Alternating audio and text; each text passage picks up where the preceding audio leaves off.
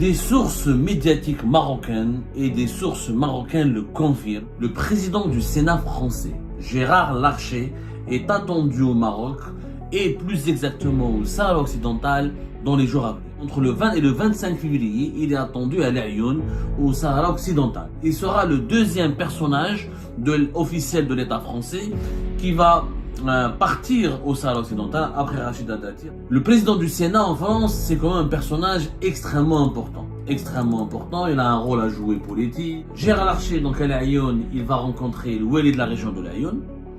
Il va rencontrer le président du conseil communal de l'Aïoun.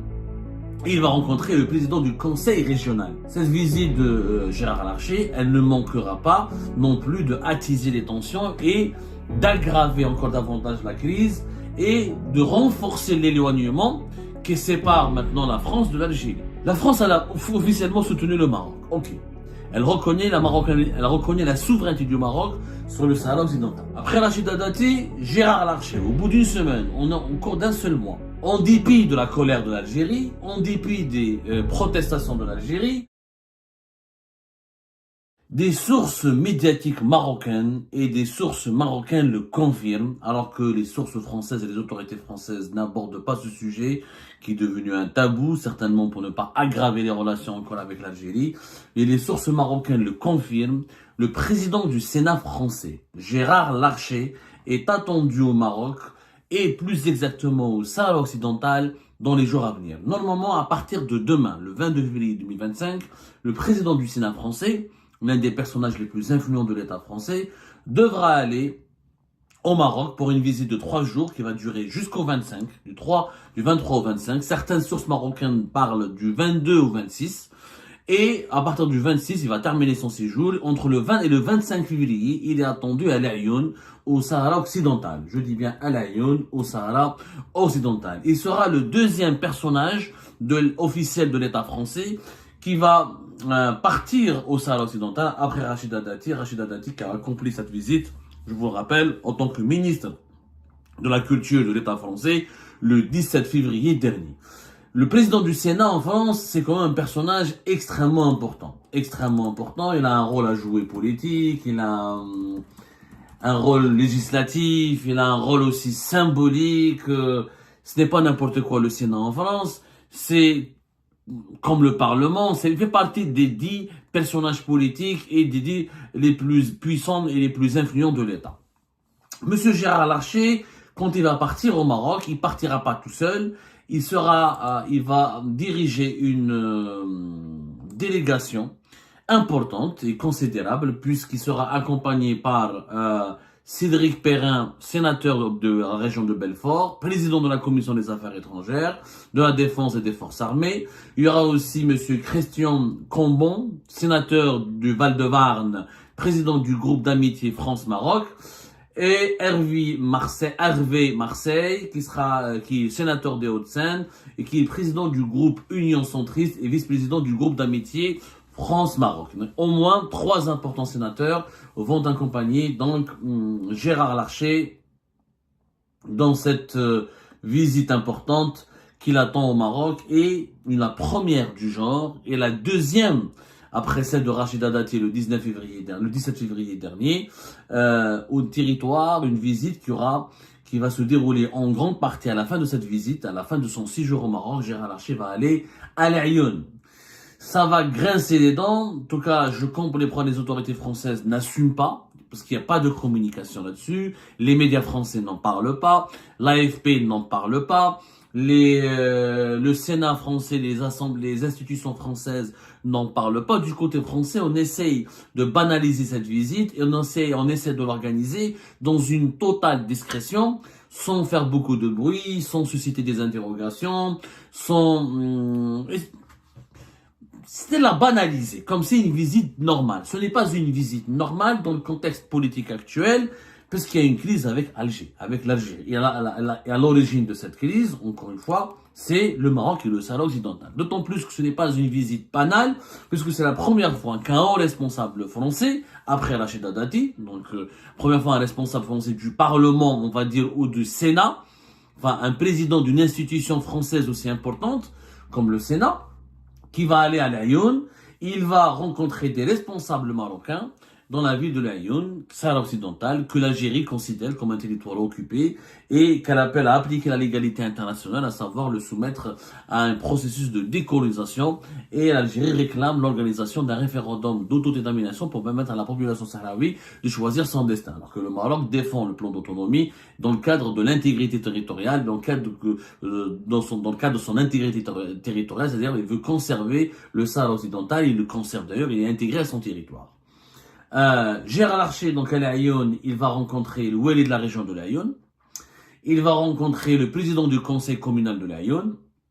Il va rencontrer le président du conseil régional de Laayoune. Donc il va rencontrer 3 responsables importants de la région de Laayoune au Sahara occidental. Laayoune, Dakhla, ce sont les 2 provinces ou les 2 régions les plus importantes de ce territoire controversé, parce que il fait l'objet d'un conflit diplomatique et politique de plus en plus intense, de plus en plus violent et de plus en plus brutal entre le Maroc et l'Algérie. Et aujourd'hui, tous les pays proches de l'Algérie et du Maroc, mais qui ont choisi de soutenir l'option marocaine dans ce conflit, ils s'attirent les foudres de l'Algérie et ils provoquent des crises diplomatiques et politiques avec l'Algérie. C'est le cas de la France, où nous sommes dans une configuration de crise. Les autorités françaises le savent. Depuis la fin du mois de juillet 2024, il n'y a pas d'ambassadeur en France. Il n'y a pas d'ambassadeur d'Algérie en France. Les relations sont extrêmement tendues. Des attaques, l'arrestation et l'emprisonnement de Boualem Sansal le 16 novembre 2024 a fait basculer les relations dans un long feuilleton de mésentente, d'incompréhension et les épisodes conflictuels ne cessent de se succéder. Rappelons la crise des influenceurs, la crise de l'expulsion des migrants algériens, la polémique de la dette algérienne des hôpitaux français. Ensuite, on parle les déclarations hostiles, la montée en puissance du discours anti-algérien au sein d'une certaine droite et d'une certaine extrême droite française. La riposte d'Abdelmadjid Tebboune, le président algérien, dans les quotidiens de l'opinion, le 2 février dernier. Et ensuite, le problème, les attaques et la riposte et les réactions du ministre français de l'Intérieur Bruno Retailleau. La campagne médiatique à la fois en Algérie et en France, où il y a des attaques et des contre-attaques régulières, quotidiennes, où les médias des 2 pays se sont lancés clairement dans une guerre médiatique sans merci et impitoyable. C'est dans ce contexte-là, je rappelle que d'ailleurs la diplomatie algérienne a réagi officiellement le lendemain, le 18 février, à la visite de Rachida Dati dans le territoire du Sahara occidental. La diplomatie algérienne, elle parle d'une consolidation du fait accompli au Sahara occidental. Et elle parle d'une violation de la légalité internationale. Elle a même parlé d'une visite condamnable qui traduit un mépris, un signe de la légalité internationale de la part d'un membre permanent du Conseil de sécurité de l'ONU. L'Algérie, elle a usé d'un vocabulaire assez dur à l'égard de la France pour réagir à la visite de Rachida Dati. Elle parle d'une France qui se disqualifie, qui manque de respect à la communauté internationale et à la légalité internationale, d'une ancienne puissance coloniale qui est solidaire d'une nouvelle puissance coloniale, parce que l'Algérie considère le Maroc comme une nouvelle puissance coloniale. Donc, déjà la visite de Rachida Dati, elle avait éloigné encore davantage l'Algérie du Maroc, elle avait éloigné encore davantage l'Algérie de la France, elle avait aggravé le fossé des tensions et des malentendus et des problèmes bilatéraux de l'Algérie et la France. Cette visite de Gérard Larcher, elle ne manquera pas non plus de attiser les tensions et d'aggraver encore davantage la crise et de renforcer l'éloignement qui sépare maintenant la France de l'Algérie. Moi, sachant que le Sénat en France, il a un rôle politique important quand même. Il a le pouvoir de lancer des procédures, de voter, de discuter, de débattre, de contrôler l'action du gouvernement et d'évaluation des actions publiques. C'est quand même le Sénat, c'est une institution importante, c'est pas un parti politique. Si c'était le président d'un parti politique ou un simple sénateur de son propre initiative ou un simple élu, non, on parle du président du Sénat.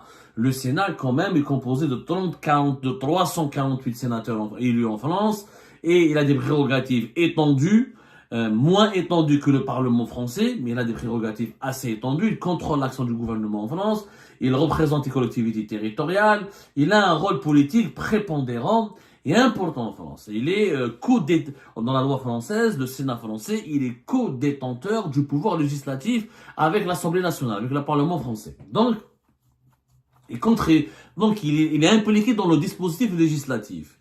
Donc, le personnage du rôle du président du Sénat, c'est quand même un personnage important sur l'échiquier sur l'échiquier politique français. Gérard Larcher demeure quand même parmi les personnages les plus importants de l'État français. Est-ce que la France, moi je m'interroge, est-ce qu'elle pèse le pour et le contre de ses actions? La France, elle a officiellement soutenu le Maroc. Ok. Elle reconnaît la souveraineté du Maroc sur le Sahara occidental. C'est bon, et elle soutient l'option marocaine et le plan marocain d'autonomie pour le Sahara occidental. Et elle considère que le Maroc est une province marocaine et il doit être conservé dans le cadre du territoire marocain sous la forme d'autonomie. Ceci dit, en pleine crise avec l'Algérie, sachant que l'origine et la cause de cette crise, c'est le Maroc et le Sahara occidental, puisqu'on l'a expliqué la dernière fois, pour l'Algérie, et il n'est pas question, le Sahara occidental est devenu une cause diplomatique nationale et une question même de sécurité nationale.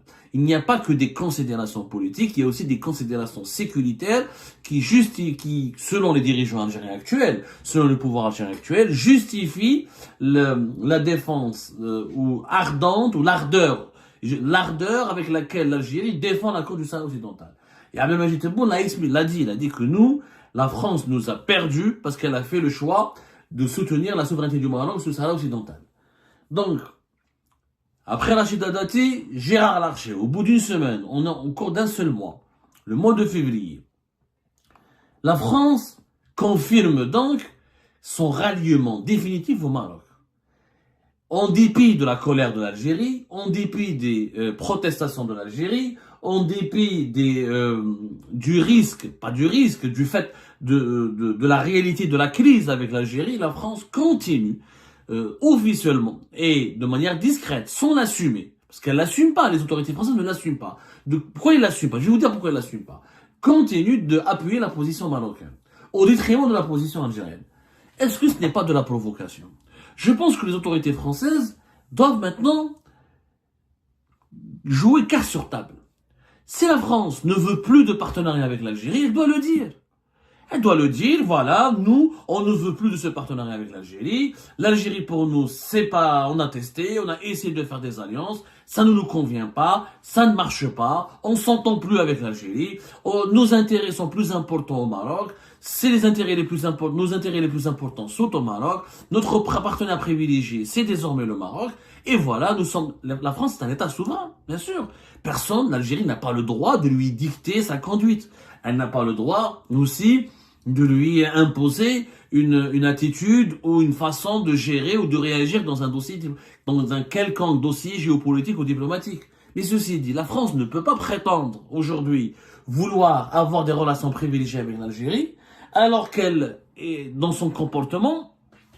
Parce que quand je vois les déclarations du chef de la diplomatie française, on est pour le dialogue, on est pour le rapprochement avec l'Algérie, on a des intérêts en commun, on a des intérêts importants, l'Algérie, quoi qu'il arrive, c'est un partenaire important, c'est un pays ami avec lequel on doit tisser une alliance, et notre amitié doit rester solide, on doit la renforcer, parce qu'on a des intérêts communs. Et de l'autre côté, les autorités françaises, ils font exactement ce qui énerve, ce qui exaspère, ce qui dégoûte les dirigeants algériens, à savoir aider le Maroc, l'accompagner dans sa politique de l'emprise sur le territoire du Sahara occidental. Parce que pour l'actuel pouvoir algérien, il s'agit d'une emprise, il s'agit d'une occupation, c'est pas légal et c'est un acte dangereux qui menace la sécurité et l'unité du Maghreb. C'est comme ça que les dirigeants algériens le conçoivent. Est-ce qu'ils ont raison ou ils ont tort? C'est un autre débat. Mais maintenant, la France, elle doit faire un choix. Elle doit être sincère avec les dirigeants algériens. C'est que la position française actuelle, elle est en partie aussi responsable de la dégradation des relations avec l'Algérie. J'ai l'impression que les autorités françaises actuelles, ils gèrent l'Algérie, ils gèrent le pouvoir algérien comme s'ils avaient affaire à un enfant, à un adolescent turbulent qu'il faut manipuler, à qui il faut faire des cadeaux, qu'il faut essayer de séduire, qu'il faut essayer de calmer, ou qu'il faut essayer d'arnaquer avec des déclarations douces, mielleuses, mais au fond, on n'a pas envie on n'a pas envie de l'aimer, cet adolescent. Enfin, la France n'a pas envie d'aimer le régime algérien, n'a pas envie d'avoir une amitié réelle avec le régime algérien, parce que le pouvoir algérien, il est au moins clair, net et précis. Pour lui, il faut, celui qui veut être ami, celui qui veut être l'allié de l'Algérie, ne peut pas être l'allié du Maroc. On ne peut pas être allié de l'Algérie et du Maroc en même temps. En tout cas, pour les pays qui ont une proximité historique et humaine et démographique et économique avec l'Algérie, comme la France et d'autres pays européens, notamment la France, parce que la France est le pays le plus proche de l'Algérie, en raison de son histoire, en raison des liens démographiques humains, culturels et linguistiques, etc. On sait tous pourquoi on est proche de la France, c'est pas la peine de revenir là-dessus. La France ne peut pas être l'allié du Maroc et l'allié de l'Algérie en même temps. Dans la configuration actuelle, la France elle a deux choix. Ou elle essaie d'être médiateur, d'être la médiatrice, de jouer le rôle de médiateur et d'essayer de concilier l'Algérie avec le Maroc. Si elle n'arrive pas, il faut qu'elle fasse un choix. La France est dans la position de l'homme qui aime deux femmes, mais qui ne peut pas épouser les deux femmes. C'est peut-être bête, c'est peut-être simpliste, c'est peut-être étonnant que je vous décrive une telle situation, mais c'est le cas. On ne peut pas avoir deux. Il faut épouser l'une des femmes. Ou la France épouse le Maroc, ou la France épouse l'Algérie. Mais elle ne peut pas déclarer son amour à la fois à l'Algérie et au Maroc et profiter des faveurs du Maroc et de l'Algérie. C'est pas possible. C'est pas possible. La France, elle fait tout pour plaire au Maroc, mais elle essaye de calmer l'Algérie, de la rassurer et de se réconcilier à l'Algérie avec l'Algérie, mais tout en la blessant. Ça n'a pas de sens. C'est-à-dire, à un moment donné, tu sais très bien que le problème de tes mauvaises relations avec l'Algérie sont le Maroc et le Sahel occidental. Mais quand tu envoies ta ministre de la Culture au Sahel occidental, et tu envoies ensuite ton président du Sénat, donc quel message tu envoies à l'Algérie? C'est que je t'emmerde, je m'en fous que tu sois énervé ou pas, je m'en fous que tu sois exaspéré ou pas, je m'en fous de ta colère, je m'en fous de ton indignation. Pour moi, voilà, c'est non négociable. Puisque c'est non négociable, assumez-le.